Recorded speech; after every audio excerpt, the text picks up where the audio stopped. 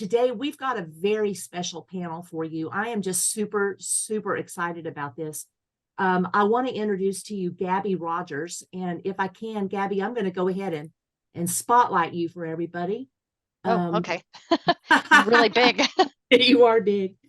This is Gabrielle Rogers, everybody, from HHSC. And you said that, Gabby, you're located in Houston. Yes. All right. I did not know that. So, Gabby, you've been working in mental health for quite a while, since 2008. And I know that you're the program specialist over at HHSC and the Children's Mental Health Unit.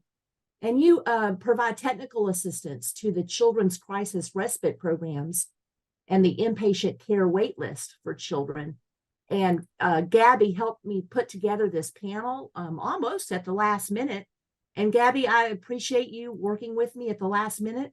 And for the panel members joining us this morning, I'm going to let you introduce the panel members, and I'll take you off of Spotlight so we can see them as well. Okay.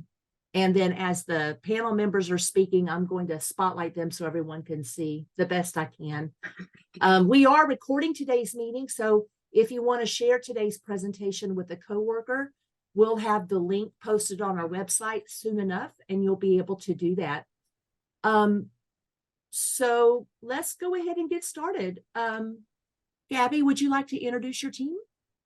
Yes, I can do that. So first, I'm going to introduce Lauren Mitchell. She is from Hill Country Mental Health, and I'm reading this, and Developmental Disability Centers. Lauren obtained her bachelor's in psychology and is pursuing her master's in marriage and family therapy. And she serves as the mental health associate and program specialist and is now the director of the Youth Crisis Respite in the Hill County area. And I'm reading your bio. So Lauren takes pride in utilizing a collaborative and compassionate approach with families to foster hope, healing, and resilience throughout the entire system. She provides a safe and empowering environment where youth can take a break from ongoing stressors, process their emotions, and gain a healthier sense of self. Thank you, Lauren. Hi, everyone. Nice to meet you. And then next we have Maurice Perryman, and he is from My Health, My Resources of Tarrant County. He is the Director of Youth Intensive Services at MHMR of Tarrant County, and he's been doing this for 11 and a half years in various capacities. He received his Bachelor of Science degree in psychology from the University of Southern Mississippi in Hattiesburg and completed his Master's of Arts in Counseling with an emphasis in marriage and family therapy from Liberty University in Lynchburg. He is currently pursuing his doctoral studies at Liberty University, and he's co-founder and chief operating officer of Empower Consulting and Healthcare Solutions, Inc., and serves as a certified life coach. He enjoys life with his wife, Dr. Kay Walton Perryman, and two miniature schnauzers, Benjamin and Bella in Keller, Texas. I kind of combined Beller and Keller together. Hi, everyone. Hello. And next we have Kelly. Kelly Guerrero is from Heart of Texas Region MHMR Center. She's a licensed clinical social worker and has been with Child and Adolescent Division in the Clare Center for the past 15 years. She's had several different leadership and program development positions, but in her most recent position is the Chase House Program Director. She's been serving as the director of Chase House since it launched in 2018 and oversees 4 of its programs providing respite and emergency services for runaway, homeless, and trafficked youth. She's a nationally certified trainer of youth mental health first aid and enjoys working with the local school districts to educate and inform on the importance of mental health in the classroom. In addition, she also serves as the Disaster Behavioral Health Response Team Leader for mass violent incidents and natural disasters for the Heart of Texas area. Good morning, everyone. Good morning. And next we have Stephanie Harvey. She is from Bluebonnet Trails Community Services in the Seguin area.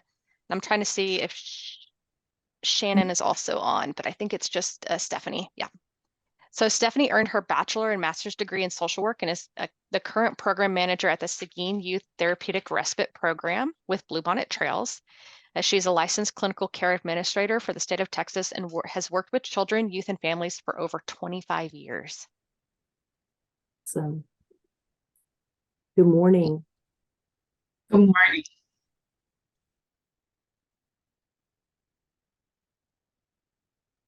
that is all of our team. And so I'll go ahead and kind of get started. So I'm going to provide an overview of the Children's Crisis Respite Program, kind of review some of the goals, who our providers are, the locations, the eligibility criteria, and the referral process. And then we're going to kind of go into a panel format with each of the different programs. And so Children's Crisis Respite is provides services and treatments for children and their families in a family-like environment. And it also includes treatment planning and crisis interventions. So the goals of the Children's Crisis Respite Program is to increase access to short-term, safe, and clinically appropriate placement for children who are currently in crisis, but do not meet inpatient criteria for hospitalization. It provides transition planning services to the child's family, adult caregiver, or legally authorized representative before the child leaves the crisis facility. Currently, we have 4 providers, so that's Bluebonnet Trails, and they cover, I'm counting 8 counties in the Central Texas area, MHMR of Tarrant County, that covers Tarrant County, Hill Country, is it Hill Country or Hill County? Because I have it written down 2 different ways and I don't want to mispronounce it. Hill Country. Hill Country, perfect. Yeah. Hill Country Mental Health and Developmental Disability Centers, and they cover a lot of counties, 8, 16, 20, 22 counties. And then, I think that's right. And then Heart of Texas Behavioral Health Network, and they cover 7 counties, including McLennan County, which is in Waco. And so right now, the eligibility criteria for Children's Crisis Respite is that the youth or child has to be under the age of 18. They have to have a single diagnosis of a serious emotional disturbance, or they can have a co-occurring diagnosis of with a substance use disorder or an intellectual and developmental disability. And they also must reside in the local mental health service area. So those counties that each of those local mental health authorities provide services to, they must reside in that county to utilize this service. And so the referral process is actually, I like the referral process. I think it'll expand as people know more about our programs. So the referral for Children's Crisis Respite can actually come from anywhere. They're received directly by phone through multiple community providers. So it can be the Texas Department of Family and Protective Services, schools, clergy, courts, the criminal justice system, local law enforcement, family, the child themselves can self-refer, and then medical facilities, emergency rooms, crisis outreach teams, and then the local mental health authority itself. So that's kind of like the brief overview of Children's Crisis Respite. And so I'm going to ask each of the centers to kind of provide a high-level overview of their summary of their programs, to include like how long you've been open, some successes or trends that you've seen. And so I will pass it off to Maurice first. Hi, everyone. Again, Maurice Perringman with MHMR Tarrant County. Thank you, Gabby. Just to give you all a quick overview of our facility here in Tarrant County. Our facility is called with MHMR Tarrant County, it's the Adolescents Crisis Respite Unit, also referred as the Care House. We existed roughly around 10 years ago. And so we provide adolescents respite services to teens starting from ages 13 to 17. We are able to offer these services to our neighboring counties as well. So they do not necessarily have to reside in Tarrant County, but primarily our referring source comes from Tarrant County, but we're able to also admit kiddos in our facility from our within the Metroplex area. We have been very successful with our facility. In fact, we're in the process of getting a new facility built from the ground. So really excited about that. On average, we receive numerous of referrals throughout the month, throughout the year. One success is that we were able to successfully discharge most of our youth in our care So that's really exciting. We rarely have unsuccessful discharges, which means, in other words, that the youth that comes into our care, they participate in the services that we provide, and they graduate successfully from the program. With that being said, we do have some youth that do, a good number of youth that do return back to our facility. So, yeah. Thank you, Maurice. And Stephanie, I see you right next to me, so I'm going to call on you to kind of give an overview of your program.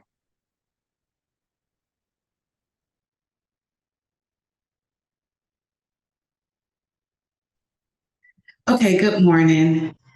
Did I unmute myself? Having technical difficulty We this can hear way. you, Stephanie. We can hear you. Okay, awesome. So I think mine will be the easiest one to talk about today because we are still in the process of opening our facility. We just completed our HHSC pre-op on last Friday, but our facility is located in Seguin, Texas. We have a 10-bed respite facility. Of course, we take youth that are ages 5 through 17. We are anticipating opening, people tell me not to jinx myself, but I'm hoping for at least the 3rd week of September, we would be in a position to start taking youth into our program. We offer TBRI, we use cognitive behavioral therapy, and we also use trauma-informed care. A lot of our referrals are coming from internally and through United Way. We actually are unique in that we have 3 buildings for our respite facility. We've just added one building that's totally a play therapy building. So we are just looking forward to opening and receiving youth into our program. Thank you, Stephanie. And I always feel like if we put the intention out there of an opening time, then that it hopefully happens. I hope so. I'm ready. All right, Lauren, do you want to provide an overview? Hi, yes, sure thing. Yes, so I'm Lauren from the Youth Crisis Respite Center. I'm located in San Marcos, Texas. Hill Country covers 19 counties, so we're pretty widespread. Most of our referrals come from our Hill Country services at various clinics, but we also get a lot of referrals from our school systems. We make it a point to reach out to all of our schools, let them know that we're here, what we can do, kind of provide that psychoeducation on things that they could possibly see while kids are getting active in school again. We reach out to the counselors, the principals, and so we get those referrals through there. And then we also work with our local law enforcement to make sure that, you know, we're not just putting kids in handcuffs or sending them to that restrictive care. You know, what can we do? Can we look at these issues systemically? And then can we use the Youth Crisis Respite Center as some type of intervention and aid and, you know, get kiddos back onto a good path of healing, recovery, and, you know, just on a better path. So our program, we do follow trauma-informed practices. Yeah, we try really hard to eliminate just any practices that might traumatize or re-traumatize kiddos that are coming through. So we want to make sure that we're providing an environment of safety, empowerment, trust, and we want families that are coming through to understand that, you know, there's no judgment. We're going to meet you where you're at. And we're going to collaborate and we're going to work together on what that treatment plan looks like. You know, what are next steps? What can we do while you're in our care? And then with that said, you know, a few of our success stories do land with kids leaving the home successfully and not having to be hospitalized or not having to go to a more restrictive care. You know, they're coming in, they're receiving the program very well. The family's receiving the care that we're providing their youth. We're working together on those safety plans and those steps moving forward, and they're able to all successfully go home. And that's the ultimate goal, is to get everybody to go home together and be able to move forward. We do accept readmissions, which is not always a bad thing. You know, when kids are coming through, they know that this is a safe space. They know this is a place that worked for them, whether that was for a short period of time or a longer period of time. And then we have some kids that come through with a totally different issue. So maybe that first crisis was resolved, they worked through it, they're doing well, but now they see something else and they recognize, hey, there may be a need there for me to work on these things. So then they come through with a totally different issue, which is completely welcome. And I think that's such a proactive step to, you know, their mental health. So yeah, that's our program in a nutshell. Thank you, Lauren. And last but not least, Kelly Guerrero.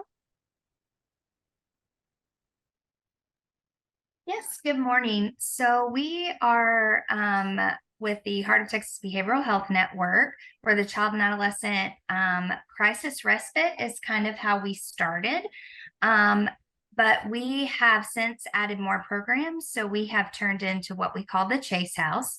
So we are actually, we have a 12-bed facility. 9 beds are dedicated to respite, and then we have another 3 beds that are dedicated to the other programs here.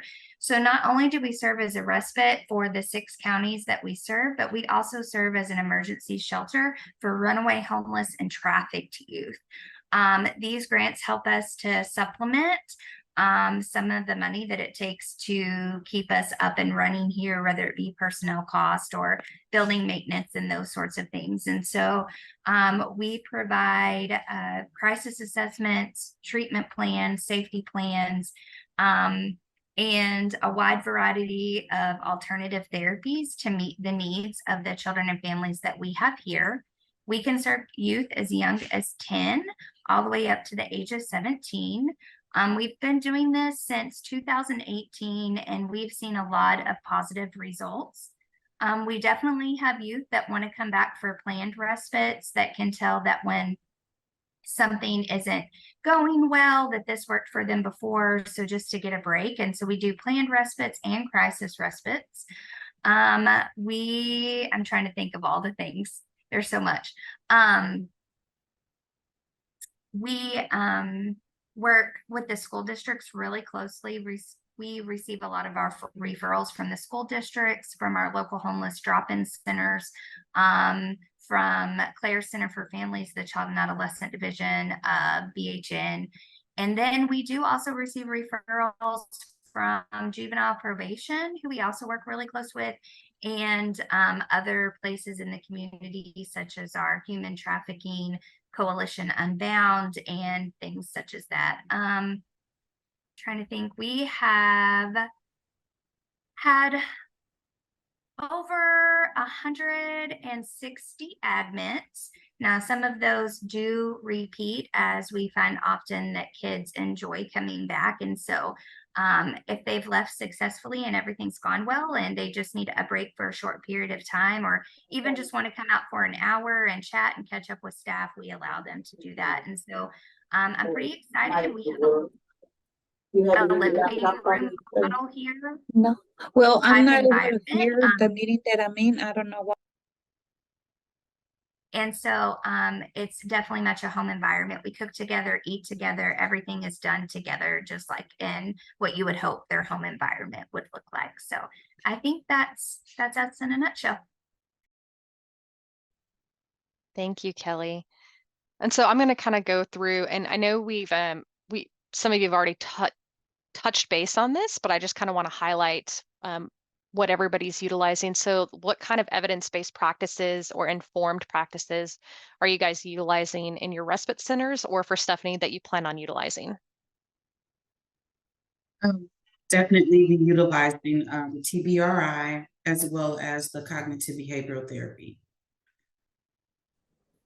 Same with us as well. TBRI, trauma informed, and CBT. Our center actually uses TFCBT, CBT, lots of different skills training protocols, and then we are a trauma-informed care facility. If I could add to piggyback on what Stephanie said, we're also using applied behavioral analysis. We have a BCBA that helps with more challenging behavior of the youth in the unit, and it's what was used to guide our behavior management, our token economy, the consequences as well. So we do use applied behavior analysis. Shannon, do you want to introduce yourself real quick? I'm so sorry I'm late. I'm Shannon.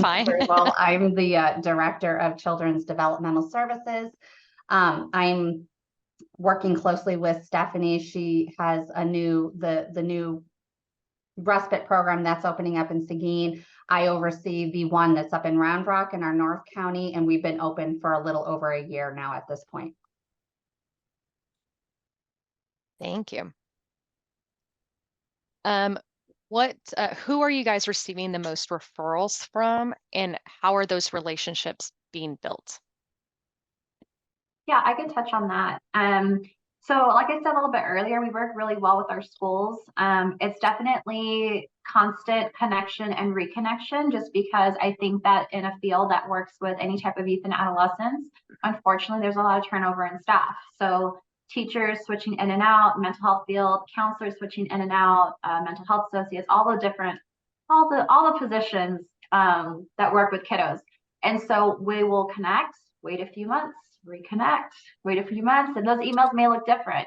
I don't know if you remember me, but we just wanted to reintroduce ourselves, or if we need to pop in and be there on their lunch hour or coffee break, we'll try to arrive with some goodies and just pop in and give them some extra information and make sure that we are letting them know we're still here, we're here for you, we're here for the kiddos. And the same thing goes with our law enforcement, community-based organizations. We visit our libraries.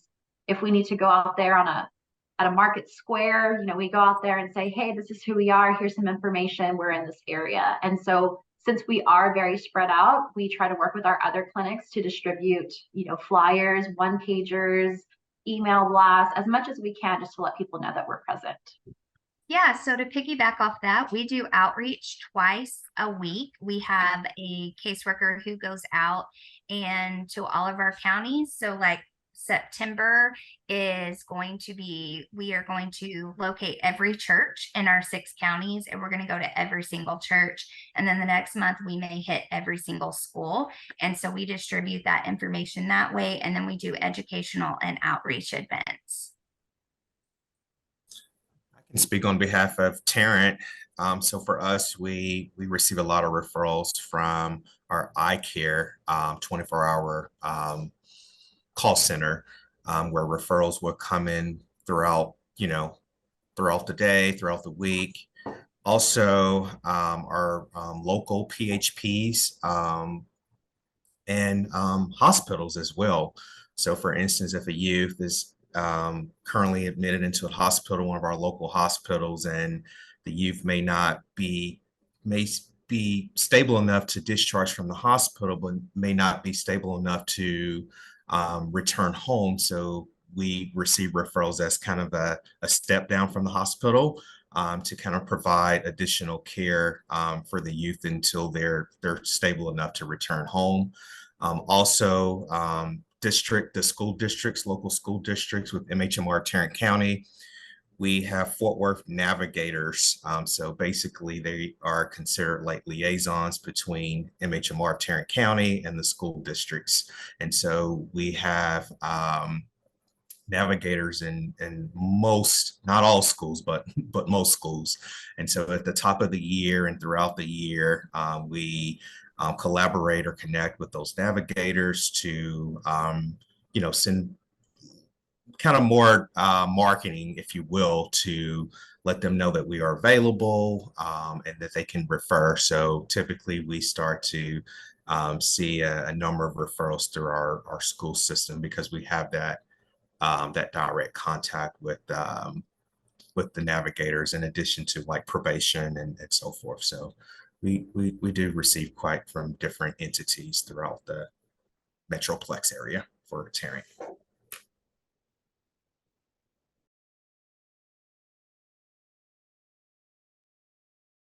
And there is a question in the chat. So how can system of care support the crisis respite efforts that you guys are currently building? So our Texas system of care, we were lucky enough to have a Closing the Gaps grant for a long time that allowed us to decide what are big gaps in our communities, and helped us formulate a plan to implement our own system of care and start closing those gaps, which is how our children's respite started here. for the behavioral health network. So we've just continued to do our system of care work at the local level, which is called Our Community, Our Future. And we invite everyone to the table, and we have subcommittees that help meet the gaps that we've identified as a system of care. And then as those gaps get met, we continue to develop and work on new needs and goals. And that has really helped not only serve our urban communities, but our rural communities as well. So that's currently what we're doing here at BHN.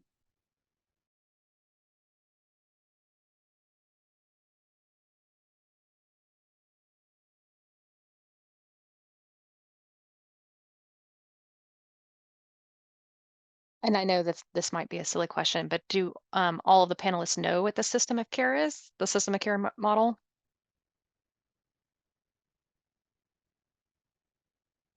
Gabby, you might go ahead and do an overview of what that means to you guys. Okay. So, and mine is going to be very like a high level overview. So if anybody wants to chime in on the system of care side, so it's system of care is like a program through the University of Texas that provides that wraparound collaborative approach for youth and their families within the community to try to help keep them in the community that they're from. And so it can be a lot of different things. It can be resources to the family. It can be trying to provide that youth with specialty services in the home, but they provide that whole systems of care approach to that child and that family in their home of origin. Very high level.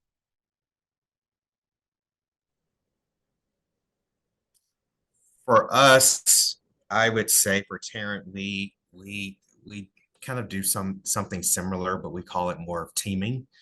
A teaming approach where we also collaborate with other divisions within the agency, the other youth services programs, to really determine the best level of care for the youth. Typically, what we do is when we receive a referral or when the youth is admitted, typically after the third or fourth day, we are already working. We have a family interventionist on site that does a lot of the coordination with other programs. If there's a challenge, if a youth cannot return home, just working with either internal, external entities and working with the family, the guardian, LAR, and so forth to determine what's the next step, what's the best level of care for this youth to make this youth successful. So we do typically have that approach with our organization. I'll say Bluebonnet Trails does that as well. We also have support. Both of our units have support from care coordination teams and being able to help make those connections, whether it be internally to our other departments at Bluebonnet Trails or into the community, connecting with CRCG if needed. And then there's a lot of collaboration that goes. Most of our referrals are coming from our internal departments. And so continuing to work with their case managers and wrap around facilitators to make sure that as a team, we continue to talk about more than just the time that they're in respite, what are they going to transition back into, and what more do they need if that's not enough. Yeah, and Hill Country kind of does similar things to that. Whenever a kiddo comes through, like Marie said, we wait a couple of days and kind of see, what is needed, what are the services that are needed, what does the family need, and we kind of try to figure out how we can wrap around, that kiddo and their services. So we look at family partners, yes waiver, care coordinators, care navigators. Who can we talk to get this family taken care of? If they already in services, we contact maybe people that they've seen. We look at, if they need to go get meds reevaluated, psychiatric appointments, whatever they may be, we contact that clinic, let them know that the kiddo is here. What can we do as far as next steps? If we can set appointments, we will. And we kind of get the family moving and shaking towards, what are we going to do after respite? And then if they're not in services, we talk about what does it look like for intake? What is the clinic closest to you? Or what are some community-based resources that we can get you connected with? If we need to call food pantries, if we need to call local community-based services and, get the family connected with them. We do that legwork. So that way, once they get out of here, the slate isn't completely wiped clean, but at least stressors are a little bit, lower, and the family's like, okay, now we have a plan, we have some resources, we have some good steps. And so we wrap around that family and we figure out what we can do for that entire system.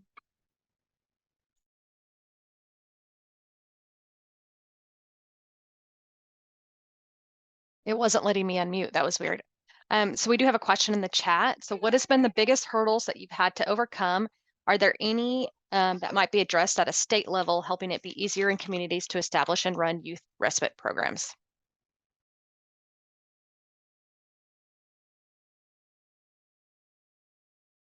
I can speak to that. For us, the first big hurdle when we opened is that at the state level, we are supposed to be providing respite services, but at the state level at the time we opened, there was no funding. So it was, you need to do this, but we're not going to fund you to do this. So our biggest hurdle was saying, how can we keep this open? And so when our system of care grant ended, we were like, okay, we've got 6 months to figure this out or we close. And so that's when we started looking at different grants with different places to be able to keep us open, because it's something that we have envisioned, my director has envisioned since the early 2000s on how badly our community needs this. And so we had to get creative and figure out how can we make this work in one building and how can we serve all these kids and stay open. And so we were able to do that.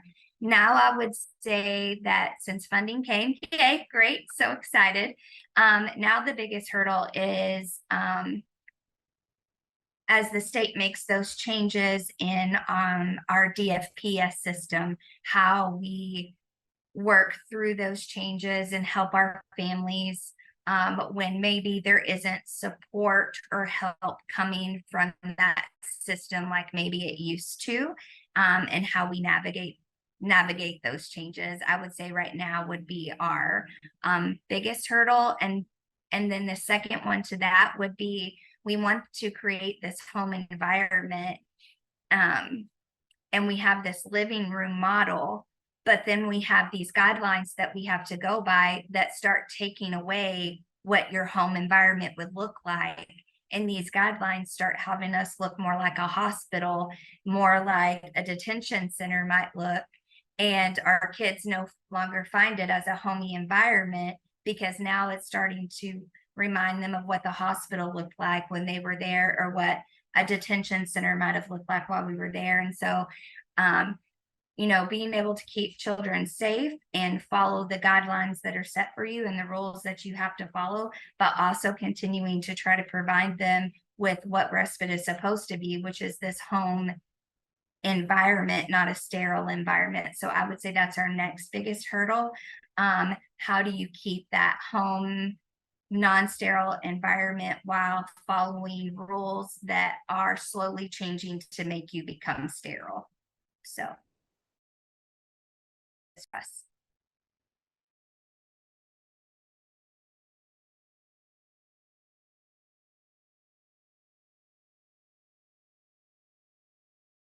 I unmuted only to say I'm very anxious to answer Lynn's question. So I'm sitting here on pins and needles waiting to answer that. So I was going to say, if no one has anything else, I was going to move on to the next question. So how do your programs focus on the whole family? So after the crisis moment is settled a little, parents and extended family are better informed and better resourced for the kids and family to be healthy and avoid crises down the road. It's a long one. I would love to take a stab at this first, if everyone's okay with that, because this is something I'm really passionate about. The other program, Children's Services, that I oversee, it is very much a parent coaching model, and being able to say, sure, I'm confident we can make a change with your child when I'm there or in our environment, but that doesn't always generalize back into the home, and then to avoid future crises or any situations that put the child in crisis to begin with, then we're looked at as like, you didn't quote unquote fix my child, and now these keep happening. And so our intention from day one, when we start talking to the youth and to the parents at admission and saying, Okay, we understand the full story. We understand what got you here, but hey, mom, dad, let's talk about what is it you hope to get out of respite and what do you hope to see? And then when we have that conversation, then it's, you know, a little bit more like, I want my child to stop doing this. And then we start to have the conversation about, okay, so throughout your child's stay, we are going to be meeting with you on a regular basis, and we're going to be talking to you about the things that are working well for your child while they're here, that we are going to be making recommendations saying that when you go home, having implemented these things, you have a higher likelihood that you're going to see that that progress that they've made while they were with us continue back into the home environment, into the school environment, whatever those environments are. And so our focus is very much on letting the parent know, you're not just dropping your kiddo off here and come back and you get a changed child. You're actively involved throughout, which includes the parent training, which includes recommendations and a treatment plan that they go home with, so that they're prepared to continue the success at home. And that's something that is really important to me, and making sure that we do that so that we don't have parents come back and saying, well, you didn't make any change at all. Well, we may have at respite, but if we don't connect that dot, then they're not going to see that change at home. And then we find them coming back more and more. So that's my passion. That's why I wanted to answer that very quickly. Yeah, I think Shannon spoke beautifully to that. We definitely have that same passion here, is working with that entire family. So not only are we, you know, working with the crisis that the kiddo's coming through with, but maybe parents would benefit from getting into services or getting a family partner or doing an intake themselves. And by kiddo being here with us, you know, they're safe. They're getting everything that they need. They're getting a home, healthy food, everything that they need. So go take care of yourself. What can we do to help you take care of yourself so you feel like, you know, you can stand on your own, you can stand for your family. And so we make sure that we look at that entire system approach, because if we send a kid, you know, back into a war zone and there's no work being done, I mean, yeah, it's a slim chance that this kid was going to be successful. So we make sure that we have that conversation at the very beginning, at the admission. You know, we've got to all be on board. We of course don't want to deny anybody any type of service or tell a youth, sorry, mom and dad aren't on board. But we try our best to see, what can we do? Anger, feelings, everything aside right now, can we get, you know, just this, at least a gray understanding that we have a goal here. You know, what can we do? And then we have that conversation. Typically everybody's on board. You know, some families are pretty angry, but by that, you know, by a week later, when we're having that, you know, collaboration and we're all sitting together and everyone's taking time away from that problem. Yeah, you know, like, if you did this, I would feel a little bit better, or it makes me feel this whenever you're doing this. And then there's that whole system, you know, kind of intertwining and talking and working together. So we definitely approach it from every single angle, because when they say, you know, it takes a village, it absolutely takes a village. And so that's kind of how we work things here. I think for a lot of us, and I just want to go ahead and piggyback off of what these ladies were saying. A lot of times when I went to the Round Rock facility to just observe, one of the things that I noticed is that when the parents come in with the kids, a lot of times the parents are very broken. They're sometimes at their wits' end, and they look at this team of people that are sitting at this table feeling like, where is my support? Where is my person?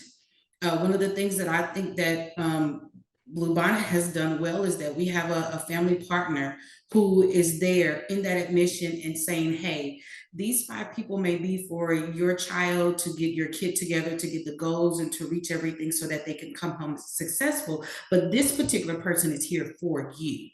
They are definitely there to walk you through from the beginning all the way to the end.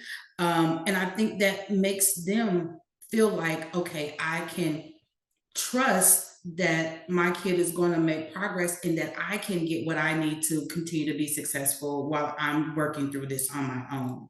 So I think a lot of times it's just us just having to sometimes remember that the parents need their own person too. I think we have a tremendous, I tell this story every chance I get to help people understand how it's more than just what we're doing for the kiddo when they're with us. But we had a single mom who had no family, no other resources to help her raising a 5-year-old with autism, and they weren't connected to any services. The mom went into crisis, and we were trying to get her into adult respite. And then she encountered the problem. What am I going to do? I have a 5-year-old with autism and I don't have anybody who can watch her while I go take care of what I myself. And so they brought us into it. We admitted her to respite, and then she checked her child in, went home, and the next day she was planning to admit herself to adult respite. And when she got home and had an evening to herself and realized, oh my gosh, I just needed this break, she called and said, I don't need the bed at adult respite. I've got the break I need. So she continued her break. We continue to get her into services to get counseling and everything else that she needed. At the same time, we were working with a child in respite with autism on the behavioral challenges that were happening there, and immediately diverted her, the 5-year-old, to our autism services program to begin ABA therapy upon discharge from respite. So we were able to take this mini family that was in crisis and connected both mom and child to the resources that they needed to have the skills and the tools to be able to get back to life and maintain. So it's my favorite story to tell about how we didn't just look at the child, we looked at the entire unit. Just piggyback on everyone else, very similar. What we do at our facility is we provide family counseling. So that way, on a weekly basis, the youth and the LAR guardian, whomever, along with the staff members and whoever else that they wish the youth and the guardian wish to be a part of that family session. It can be in person or it can be virtual. And it's on a weekly basis to where they're checking in, just not only getting updates regarding the youth, but also trying to, if there's any conflict within the home, that's their opportunity to try to attempt to repair that relationship or situation prior to the youth returning home. Also, in the very beginning during intake, as I believe Shannon and Lauren mentioned, we do,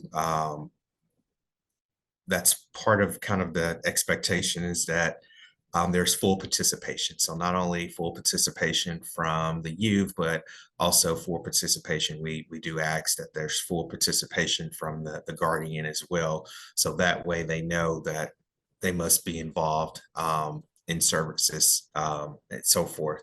And so, for instance, Shannon mentioned about kind of the resources that you guys have provided this family. We've also worked with, actually, we just received a referral today, in fact, for this kid that was in our facility a couple of months ago, and the referral came back through today, but where it took a lot of other different programs to work with this family. The youth and parent mom was homeless and they didn't have anywhere to go. And so there was a lot of conflict in their environment. So we actively worked with our local shelters here in Fort Worth to get the mom into care. And also we were able to get the mom into one of our adult women's crisis respite unit as well, along with having the kid in our facility.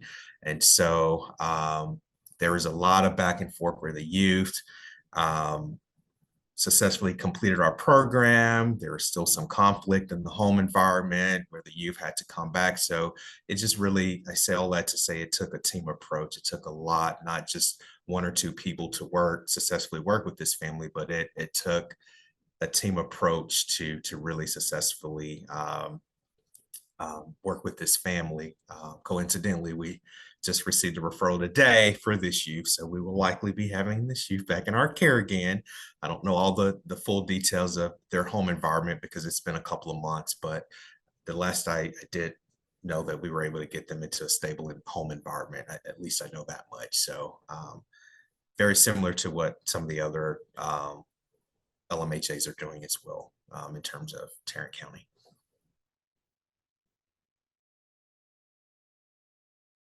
And I do want to add, one of the things that I love about all 4 of these crisis respite centers, and it's just part of the program, is the ability to serve across the mental health IDD spectrum, because the LMHAs are often very siloed in the work that they do when it becomes an intellectual and developmental disability versus mental health. And the Children's Crisis Respite can serve youth with both. And I think that that is really important to prevent like the higher escalation of like law enforcement involvement, inpatient psych hospitalizations, and that added stressors that those things have to the child and the family when the youth is removed from the home for those two reasons. And that's why this program I think is amazing, and they do phenomenal work at like preventing those higher level of carers that take the youth out of the home, because that's detrimental to that youth with their schoolwork, getting back into the home. And so they do phenomenal work on all of that. And so I just wanted to give them credit for that, because that's one of the best things about the Children's Crisis Respite programs. And one of the questions I do want to kind of cover that we've got in the chat is, how do your guys' programs work with LGBTQ plus youth? I know I've answered in the chat, but I'll just repeat what I've answered. We are a facility that houses by gender identified with, not gender at birth. We do a lot of discussion around safety versus comfortability. And so we make sure that not all of our staff members are trauma informed, that we're a trans safe environment. We actually have those signs posted throughout our building. And then we do house by gender identified with. We allow our youth here to go by the pronouns and the names that they would like to be called. They are allowed to dress as the gender they identify with and express themselves as long as it's appropriate, as they would want to.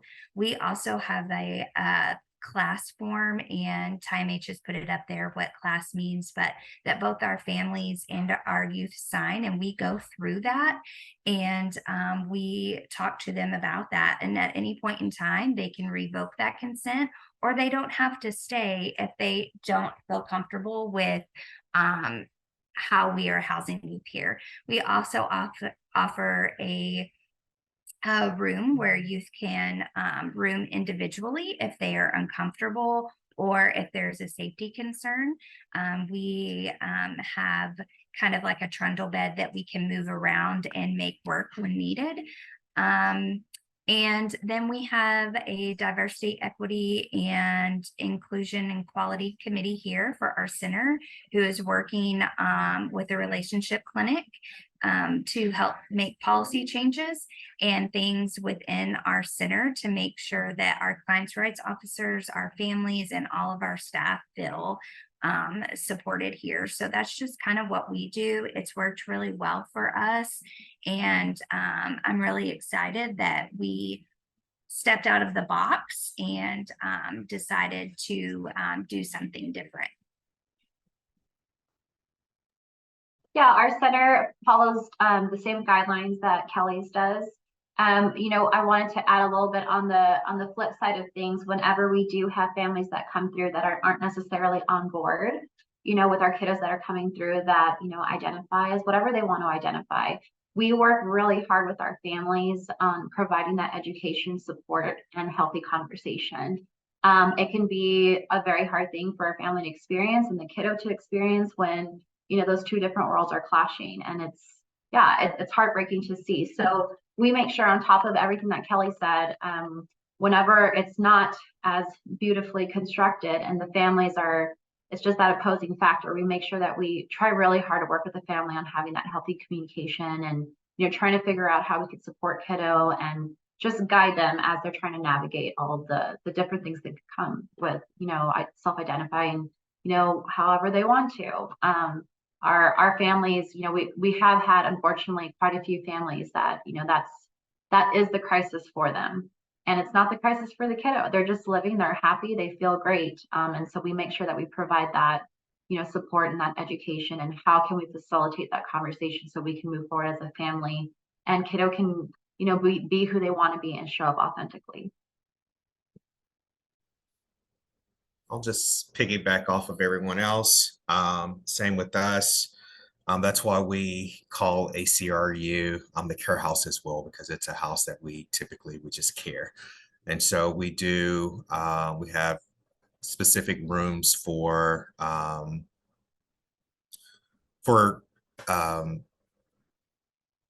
different gender identities, I'm sorry. And so sometimes we have to kind of switch around just to make those accommodations.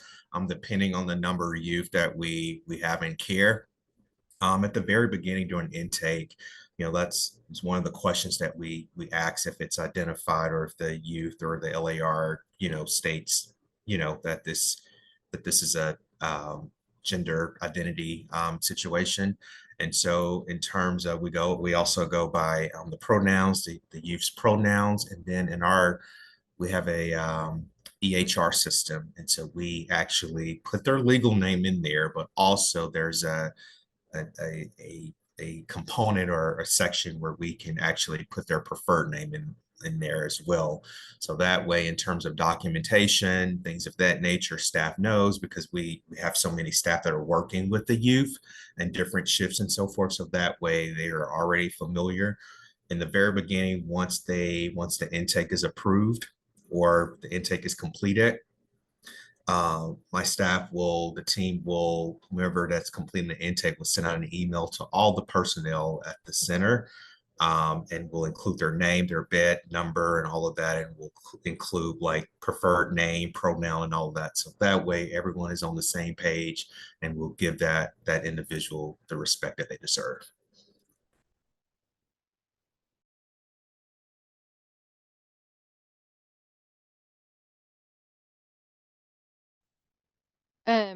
And I'm going to answer this one real quick. I was going to type it in, but so there is a question on, we anticipate additional respite facilities to be open in the next year, particularly in Houston, Dallas, El Paso, and San Antonio.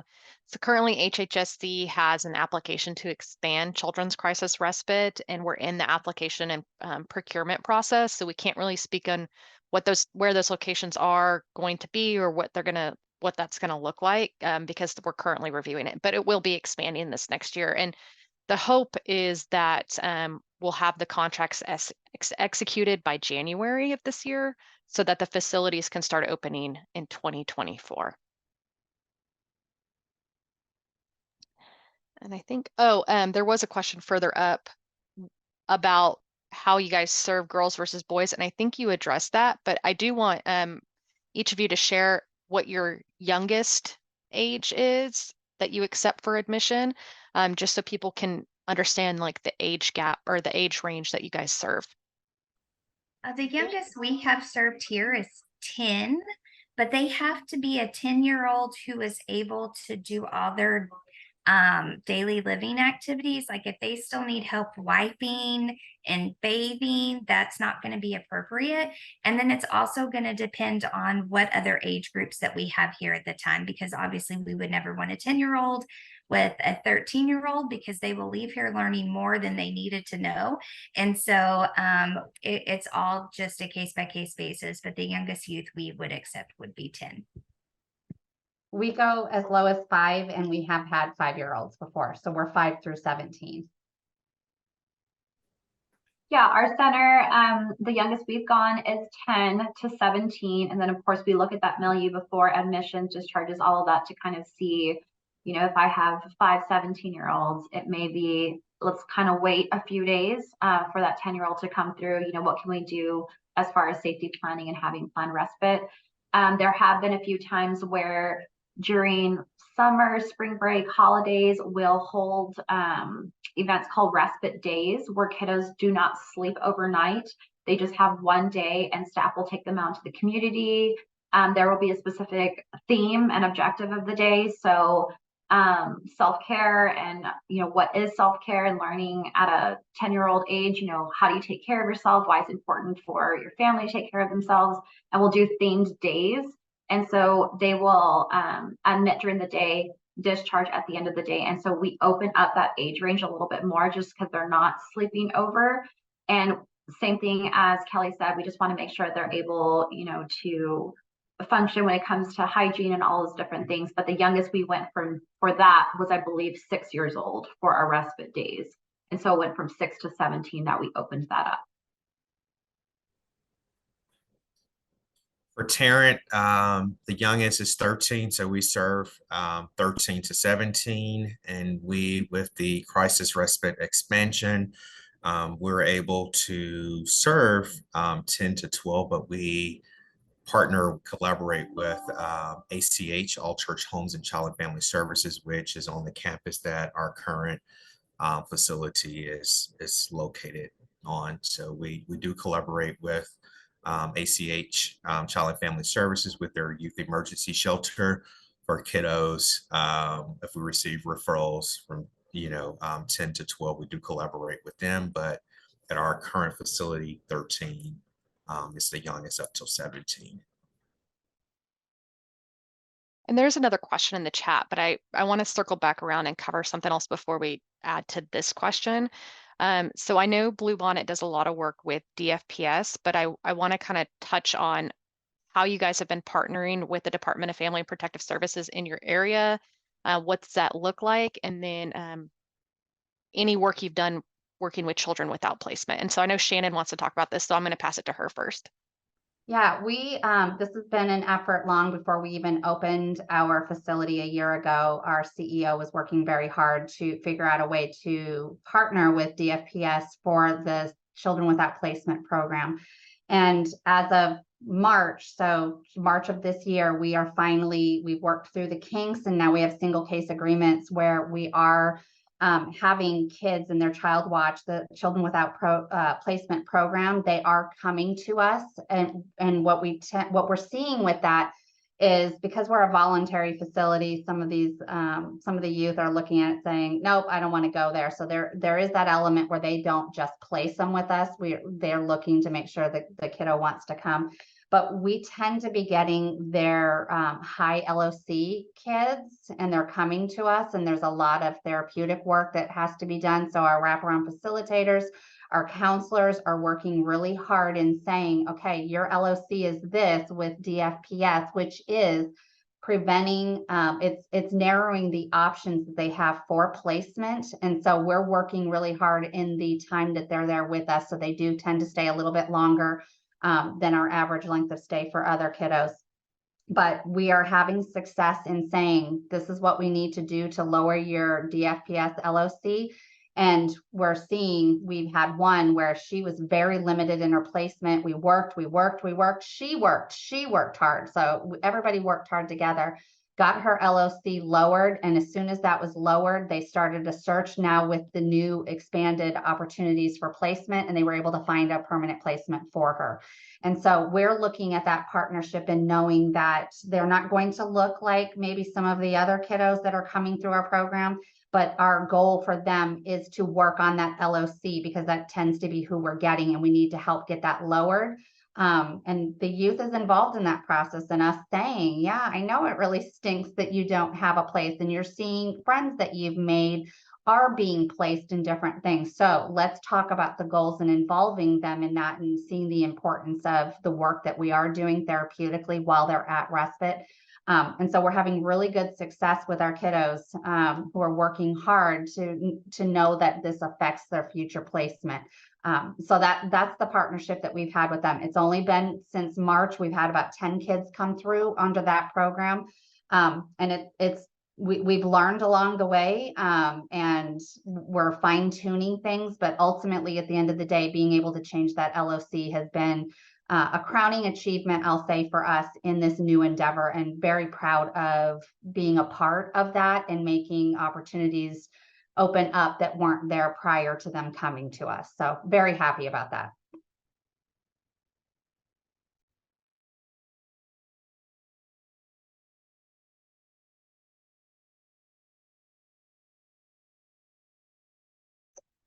Okay. How do your programs work with juvenile justice system involved youth, particularly those who've already been committed to TJJD, and do you accept sex offenders? Yeah, so Hill Country does. In fact, I want to say in the past couple of months, we've had two or three kiddos that have been involved with juvenile justice. One kiddo came in a unit because she was really struggling with running away, substance, all kinds of stuff. And so we very much treat it like all of our other kids. So this is what you're presenting with. This is what you're going through. If you can commit to safety, you understand that this is a voluntary program and we need to have some type of set goal in place. We want to get you back home. If there can be a commitment to safety and effort, then we do allow kids that have been involved in juvenile justice to come through. We have had a few kids come here that have ankle monitors. And so we work with their probation officers. We work with, anybody on their juvenile justice team. Police officers will come through, check in on the kiddo. Sometimes those, because we serve such a wide, county range, sometimes those ankle monitors have to be turned off temporarily, or the range needs to be, I don't know what the lingo is, but their ankle monitor can't be going off because they're not in their county. So they set it however they need to set it, and we keep in close communication with their probation officers and all of that. And so it's very much that system approach where we get everybody on board, everybody knows what's going on, and we're all working towards, this kiddo getting onto a better path. So we definitely don't turn anyone away. We did have one of those kiddos was a registered sex offender. And so we work with kiddo on those things too. Let's talk about it. Let's process it. Can we have some goals geared towards, some of the things that you're experiencing or have been, having trouble with? And then, we work with it. We also make sure that we're looking at our milieu and our environment. So if I have a kiddo that has come through that has been sexually assaulted or, has some sexual trauma there, I would not want to admit my kiddo that is a sex offender, maybe, in the midst of struggling through all of that. We want to provide an ethical level of care for both of those kiddos. So we keep that environment separate. So that way we can make sure that everyone feels safe and comfortable. And so I may wait to admit this kiddo before this kiddo discharges. We absolutely won't keep anybody in the same home because, kids are quick. All it takes is, one word, one look, and, that could re-traumatize somebody. So we definitely take that environment into consideration, but ultimately we don't turn any of those kiddos away. We just make it work. How we can make it work with the kiddos that we're serving, people that are in the home, and then with all of our staff. We also work very closely with the juvenile justice system. We at MHMR, we have internal TxSOC services. And so we do get referrals from TxSOC, and that's basically youth that are, even receiving on parole or probation and so forth. We do ask that the probation officer, of course, which most of them are actively involved. So if we do receive, a referral or admit a youth that's in the juvenile justice involvement, typically the probation officers are visiting at least weekly and so forth. And so we do receive updates from, courts and all of that. So we do also accept kiddos in juvenile services. We do as well. We serve as a step down from TJJD. So when they're being released, they can come and have respite for a few days as they work to integrate back into the community and with their families. With our Tacoma youth, we also work very closely with them. We work closely with our CRP program, which is commitment reduction. So these are youth who are one charge away from going to TJJD. So the idea is to be preventative. We have an in-circle program for youth that are going from like a challenge academy or a DAEP back into the main school district. And so we work with those kids to help with that transition, which can be very difficult. And then we have a juvenile justice transition team where kids are transitioning off of probation. And we help make sure that their transition is successful and that they stay successfully out of the legal system. And so we also are able to have partnerships with our juvenile detention centers in our 6 counties for runaways that are brought in where it's not appropriate for that youth to actually be at the detention center and could be traumatized further by the steps that they have to take when bringing in a child into detention.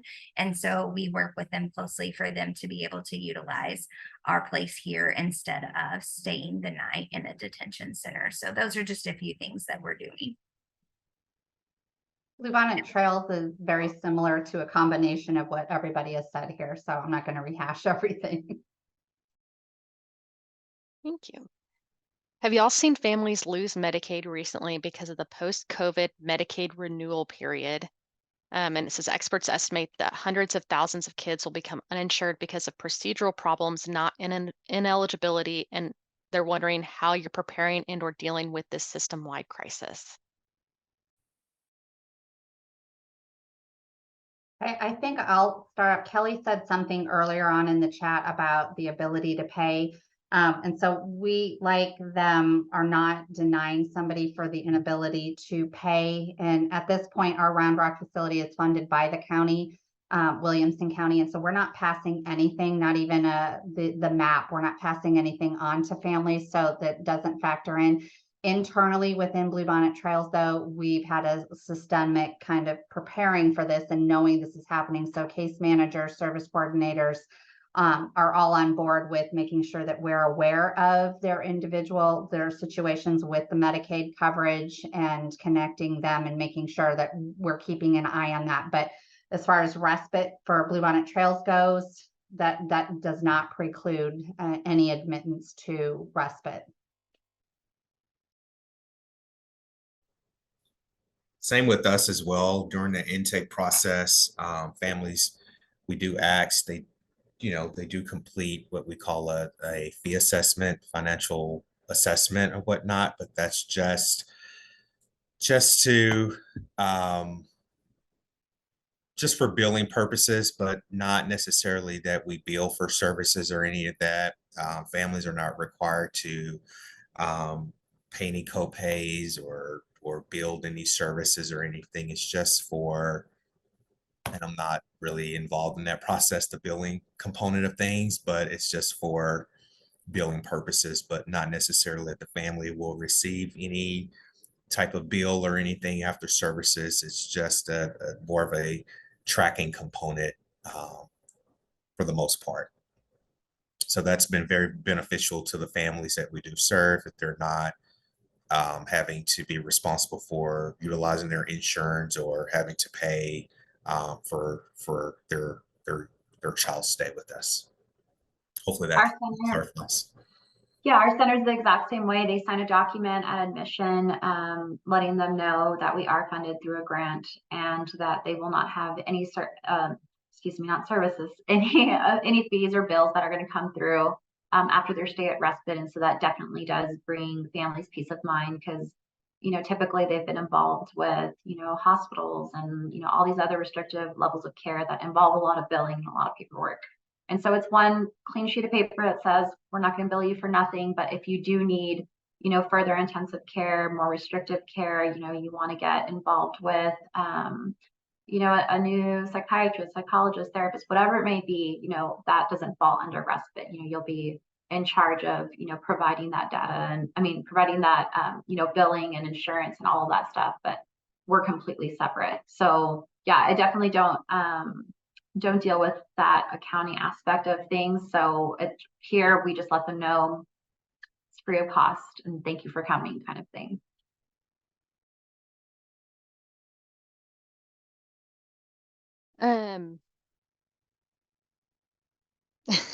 Lynn, she said, I'm like the 20 questions person over here. So how many kids do y'all admit on average per week?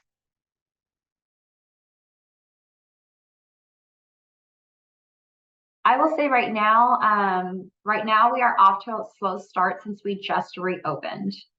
So we've really only had about one at a time, which is way lower than I would like. But yeah, we just reopened. We had been closed for a really long time. And so we've definitely been working more towards our outreach and letting people know that we even reopened. I can't even think of how long we were closed. But it was through the whole pandemic time. We had to shut down our facility. So I want to say about 2 years. I may be wrong, but it's probably around 2 years. And so for families that had used our services often, 2 years, you think that place is closed. They're never going to reopen. And so that's why we've been working on our outreach. But before, when respite was open, an ideal week, we would have probably about 5 kids and kind of just that revolving door. One would discharge, one would admit, one would discharge, one would admit. And then, yeah, they would just kind of come through. We're only a 6-bed facility, so we won't ever have more than that. But yeah, right now we're off to a slow start, but I have high hopes that, kiddos are going to be coming through soon.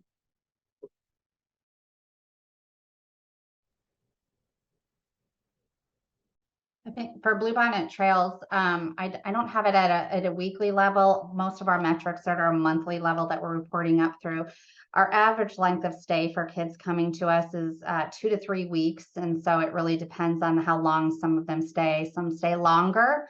And then with those CWAP kids that we have filling some of our beds, that tends to skew those metrics. And so they're taking a bed a lot longer, but each month we're typically admitting close to 20 kids. And then as they cycle out, then we admit a new one. So not exactly the cleanest answer to give you because of those variations there, but that tends to be where we're at. For us, it varies per week, honestly. It's just really kind of hard to determine. It's on a case by case.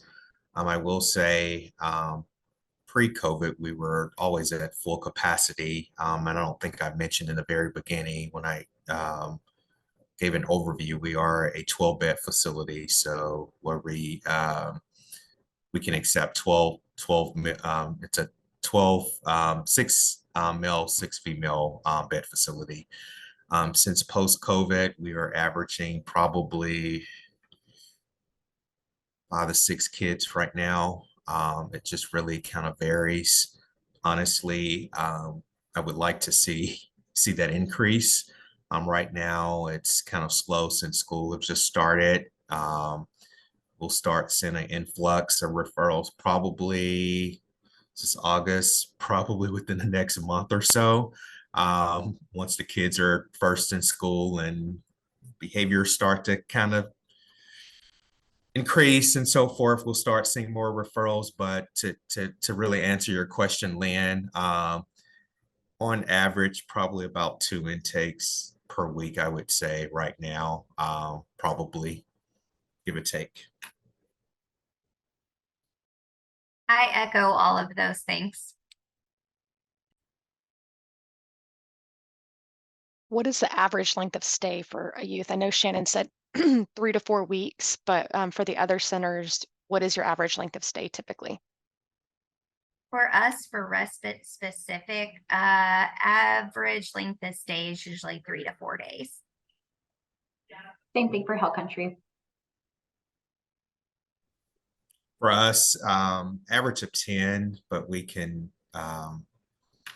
admit up to or accept up to 30 days, but typically within the 10-day range. There are a lot of families that request extensions, so my team will reach out and request an extension. And if there's been active participation and the youth or the families expressing a need for an additional extension, I typically will approve it. But on average, roughly around 10 days, but we can accept up or stay up till 30 days. I will say with our kids that readmit, they typically stay the full time. It's that first time that it's usually half of the time, like, okay, thank you, I want to go home now. And then when they readmit, they're like, no, I want to stay the full time. So that's kind of how it goes with us. And I think for us, if I were to take the CWAP admissions out of it, our average length of stay would be more like 10 to 14 days. And having them stay longer is what skews that. But if I carve that out, it's more 10 to 14 days. How frequently are you guys seeing youth readmit into crisis respite? There are certain youth that, for us, identified youth that frequently want to return for various reasons. And so we have started saying, you were just here. Have you practiced those coping skills? You need to practice those for X amount of time. And after that time and after practicing those, we can do a scheduled respite, or we can see if you even still need respite. We've even had youth try to tell us that they need to become homeless so they can stay here longer. And we talk through that and talk about their home environments and that they're safe. And this is not, summer camp. So we frequently have those conversations. There's only a handful for us that continually want to stay, and we just address those as a as needed basis. For us, I would say it varies kind of 50-50. We do get some referrals or frequent referrals. A lot of times the kids don't want to leave our facility, but then we also get kiddos who's ready to leave and don't want to come back. But then surprisingly, within a couple of weeks or a month or two later, those same kids that's ready to leave, then they're requesting to come back. So it really kind of varies. Here recently, it's not so much the kids that are wanting to come back, it's the parents that are wanting them to come back. So we've been getting a lot of referrals from kiddos that have been in our facility. Not necessarily the kids are ready to come back, but the parents are ready, the guardians are ready for them to come back. So it's kind of 50-50. I think for some of our youth that have come through the first time who were here in crisis, when they do come back, it's more like it's not as much of a crisis, and their justification is, yeah, I'm still using those coping skills, but I need to continue working on it more, or I need to continue working on myself more. Or like Marie said, sometimes the parents are, you need to work with them more. And so, in that situation, we identify that, both child and parent will benefit from a break, because we know caring for kids, and when they've got the additional challenges, it can be rough on the entire family unit and the parents. So we do identify or acknowledge that some of the stays with us will be a break as a preventative of that, but then reminding of those coping skills, continuing family therapy, if that's something that we're going to recommend. We often are doing family therapy to continue building that relationship between parents, child and siblings. So we look at that as just a continuation of what they were doing before, but it's usually not them coming back in as much crisis as they did the first time. Yeah, we kind of echo exactly what Kelly's saying, that we have those conversations with kiddos, like, okay, that's great that you feel that this is a comfortable space, but why are we wanting to come back? What have we tried? And then we use that same approach with our parents. Why do you want your kiddo to come back? What have you tried as a parent? Have you used your coping skills? And we definitely turn it around on the families too, because that's going to have an impact on the kiddos when parents want to send them off once a month for the entire year. Like what are we not doing as a family or as an individual or as mom, dad, guardian, whoever? What are we not doing that it's not working out and we're having such a quick turnaround?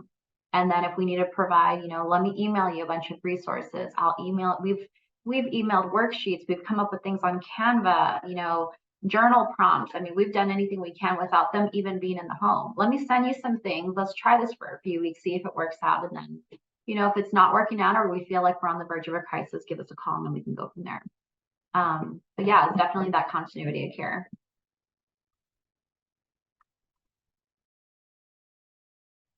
So we have maybe time for one more question. Does anybody else here have a question before I ask my last question? And if you don't want to type it, you can come off mute and ask it as well.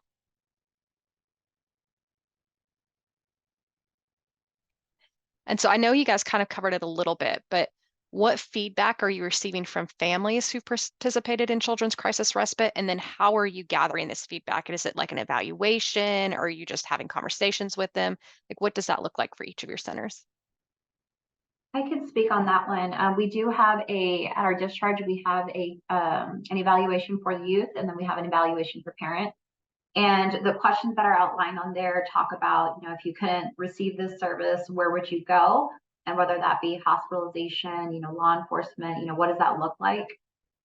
Their experience while they were here, did they feel safe? What did that look like for them? Things that they would like to change, things that they would like to see more.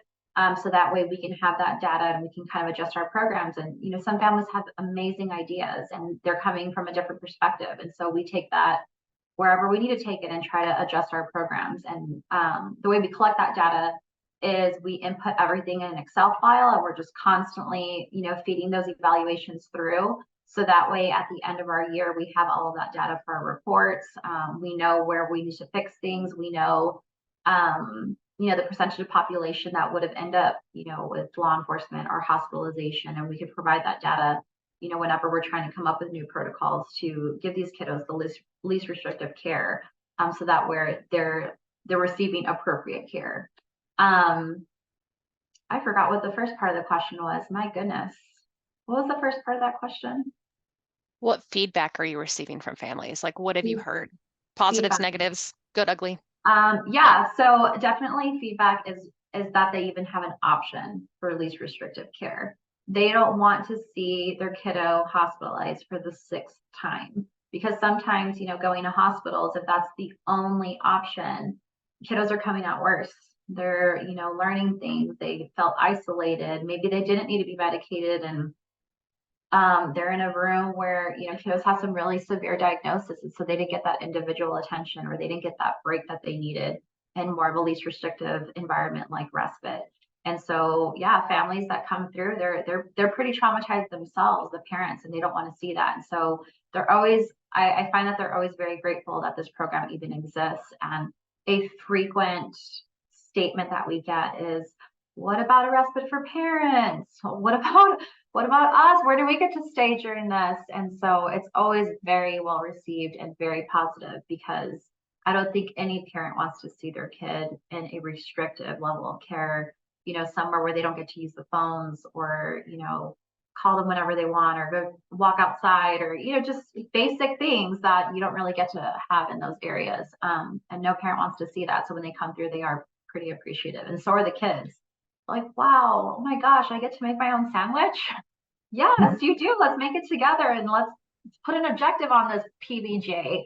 But yeah, it's always really well received.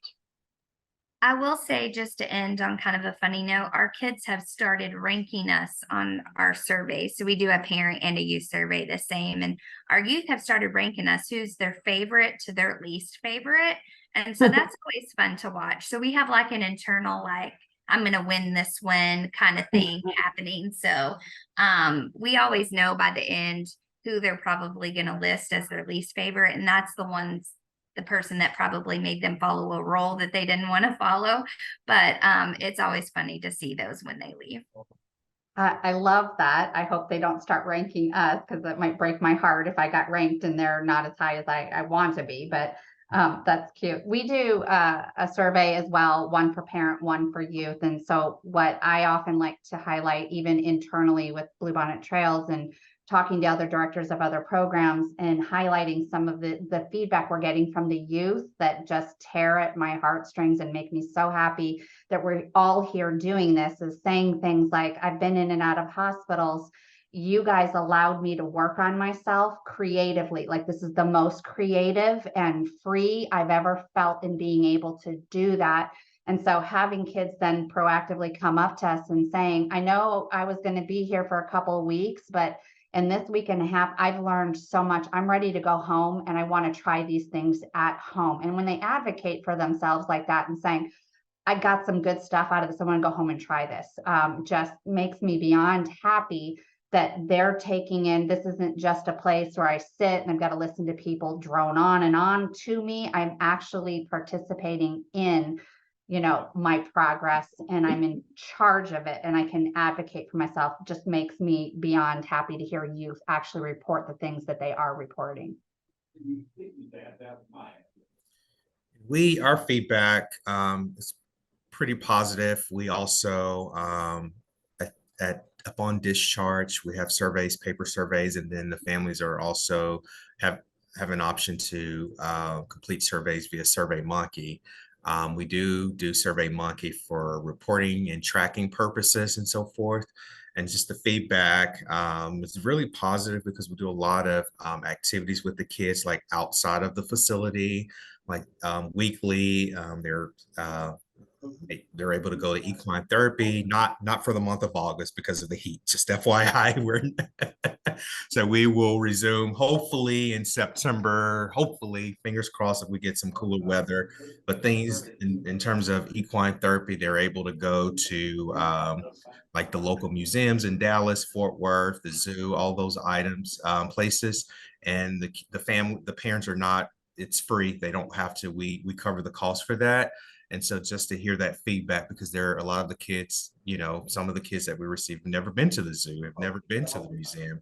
So just those type of feedback as well that we receive is relatively positive. And so yeah, that's kind of how we do our surveys and so forth. Thank you, Maurice. Well, Gabby, I think we're out of time. This has been such an excellent presentation. Guys, thank you so much for being part of this meeting today and sharing this information with us. I think Molly Lopez just said it really well when she said in the chat box, this is one of the most exciting advancements in the children's mental health system in Texas. So thank you so much for being here today.